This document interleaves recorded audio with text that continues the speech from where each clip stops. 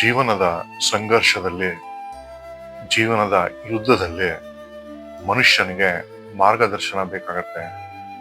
ಯಾರಾದ್ರೂ ಕೈ ಹಿಡಿದು ನಡೆಸಬೇಕಾಗತ್ತೆ. ಶ್ರೀಸಾಮಾನ್ಯ ಮನುಷ್ಯನಿಗೆ ಈ ಜೀವನದ ಪ್ರತಿ ದಿನದ ಯುದ್ಧದಲ್ಲಿ ಒಂದು ಕೈ ಹಿಡಿದು ನಡೆಸೋ ಅಂತದ್ದು ಗುರುವಿನ ಪಾತ್ರ ಯಾರು ತಗೊಂತಾರೆ? ನಮ್ಮ ಸನಾತನ ಧರ್ಮದಲ್ಲಿ ಗ್ರಂಥಗಳಿವೆ, ಪುರಾಣಗಳಿವೆ, ಉಪನಿಷತ್ತುಗಳಿವೆ, ಬಹಳ ಜ್ಞಾನ ಭಂಡಾರವಿದೆ. ಆದರೆ ಈಗಿನ 21ನೇ ಶತಮಾನದಲ್ಲಿ ಪ್ರತಿಯೊಬ್ಬರು ಯಾಂತ್ರಿಕ ಜೀವನದಲ್ಲಿದ್ದೇವೆ. ಇಂಥ ಜೀವನದಲ್ಲಿ ನಾವು ತುಂಬಾ ಕಠಿಣವಾದ ಗ್ರಂಥಗಳನ್ನ ಕೂತ್ಕೊಂಡು ಓದೋದು, ಅದನ್ನ ಅರ್ಥ ಮಾಡಿ ನಾವು ತಿಳ್ಕೊಳ್ಳೋದಕ್ಕೆ ಬಹಳ ಒಂದು ಪ್ರಯತ್ನ ಪಡಬೇಕು. ಮತ್ತು ಅದು ಒಂದು ಕಠಿಣವಾದ ಒಂದು ದಾರಿ ಅಂತ ನನ್ನ ಒಂದು ಭಾವನೆ. ಆಮೇಲೆ ಇನ್ನೊಂದೇನಪ್ಪಾ ಅಂದ್ರೆ, ಶ್ರೀಸಾಮಾನ್ಯನಿಗೆ ಅರ್ಥವಾಗುವ ಹಂಗೆ ಮತ್ತು ಶ್ರೀಸಾಮಾನ್ಯನ ನಿಲುಕಿಗೆ ಸಿಗುವಂತಹ ಗ್ರಂಥ ಬೇಕು, ನಮ್ಗೆ ಸಿಗುವಂತಹ ಒಂದು ಪುಸ್ತಕ ಬೇಕು. ಅಲ್ಲಿ ಜೀವನದ ಒಂದು ಧರ್ಮ, ಈ ಜೀವನ ಧರ್ಮದ ಬಗ್ಗೆ ಮಾತಾಡಬೇಕು. ಮನುಷ್ಯ ತನ್ನ ಜೀವನವನ್ನು ಸಾರ್ಥಕವಾದ ರೀತಿಯಲ್ಲಿ ಹೇಗೆ ಬಾಳ್ಬೇಕು, ಯಾವ ನೀತಿಗಳಿರಬೇಕು, ಸಂಘರ್ಷ ಬಂದಾಗ ಅದನ್ನ ಹೇಗೆ ಎದುರಿಸ್ಬೇಕು, ದೈವತ್ವ ಅಂದ್ರೆ ಏನು, ಜೀವನ ಅಂದ್ರೆ ಏನು, ಈ ತರ ಬಹಳ ಬಹಳ ಪ್ರಶ್ನೆಗಳಿಗೆ ಉತ್ತರ ಬೇಕು. ಆದ್ರೆ ಉತ್ತರ ಕೊಡೋದು ಯಾರು? ಈಗಿನ 21ನೇ ಶತಮಾನದಲ್ಲಿ ಯಾರು ಕೊಡ್ತಾರೆ ಉತ್ತರ? ಯಾಕಂದ್ರೆ ದಿನ ಹೋಗ್ತಾ ಹೋಗ್ತಾ ನಮ್ಮ ಯಾಂತ್ರಿಕ ಬದುಕು ಇನ್ನೂ ಯಾಂತ್ರಿಕತೆ ಕಡೆಗೆ ಹೋಗ್ತಾ ಇದೆ ಹೊರತು ವೈಚಾರಿಕ ಕಡೆಗೆ ಹೋಗ್ತಾ ಇಲ್ಲ. ವೈಚಾರಿಕತೆ ಶೂನ್ಯವಾಗ್ತಾ ಬರ್ತಾ ಇದೆ.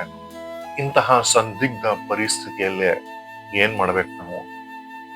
ಸ್ನೇಹಿತರೆ, ಇಂದಿನಿಂದ 60 ವರ್ಷದ ಮುಂಚೆನೆ ಒಬ್ಬ ದಾರ್ಶನಿಕ ವ್ಯಕ್ತಿ ಇದ್ರು. ನಮ್ಮ ಕನ್ನಡ ಸಾರಸ್ವತ ಲೋಕದನ್ನೇ ಅವರು ತಮ್ಮ ಅಚ್ಚು ಬಿಟ್ಟು ಹೋಗಿದ್ದಾರೆ.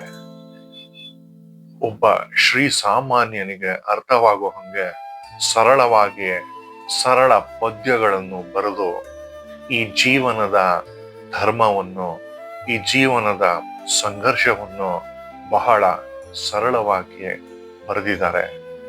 ನಾನು ಯಾರ ಬಗ್ಗೆ ಮಾತಾಡ್ತಾ ಇದ್ದೀನಿ ಗೊತ್ತಾ? ನಮ್ಮ ಅಚ್ಚುಮೆಚ್ಚಿನ ಮಾನ್ಯ ಶ್ರೀ ಡಿ.ವಿ. ಗುಂಡಪ್ಪನವರು.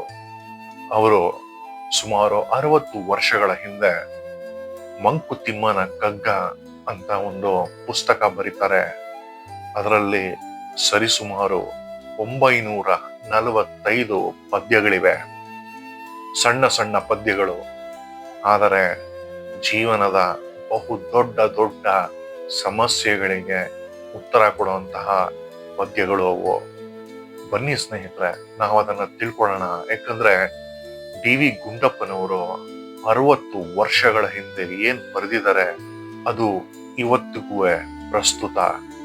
ಇಂದಿನ ಯಾಂತ್ರಿಕ ಬದುಕಿಗೆ ಅದು ಒಂದು ಸಲ್ಯೂಷನ್ ಅಥವಾ ಒಂದು ಉತ್ತರ. ನಮ್ಮ ಪ್ರಶ್ನೆಗಳಿಗೆ ಅದು ಉತ್ತರ. ನಾನು ಇನ್ ಮುಂದೆ ಡಿ.ವಿ. ಗುಂಡಪ್ಪನವರು ಬರೆದ ಮಂಕುತಿಮ್ಮನ ಕಗ್ಗದ ಒಂದು ಕವನಗಳಲ್ಲಿ ಅಥವಾ ಇದರಲ್ಲಿ ಕಾವ್ಯಗಳಲ್ಲಿ ಆಯ್ದ ಕೆಲವು ಪದ್ಯಗಳನ್ನ ತಗೊಂಡು ಅದ್ರ ಬಗ್ಗೆ ಮಾತಾಡ್ತೀನಿ.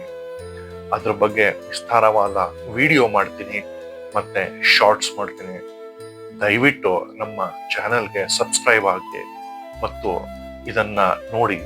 ಇದು ನಮ್ಮೆಲ್ಲರ ಹಿತಕ್ಕಾಗಿ ಮತ್ತು ನಿಮಗೆ ಸಮಯ ಇಲ್ದಿರೋ ಕಾರಣ ನಾನು ಅದನ್ನ ಓದಿ ಸ್ಪಷ್ಟವಾಗಿ, ಸರಳವಾಗಿ, ಸರಳ ವಾಕ್ಯಗಳಲ್ಲಿ ಹೇಳ್ತೀನಿ.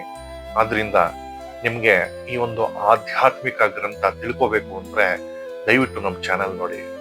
ಸೊ ಕಾಯ್ತಾ ಇರಿ. ನಮ್ಮ ಮುಂದಿನ ವಿಡಿಯೋಗಳಲ್ಲಿ ಮಂಕುತಿಮ್ಮನ ಕಗ್ಗದ ಬಗ್ಗೆ ಮಾತಾಡ್ತೀನಿ. ನಮಸ್ಕಾರ.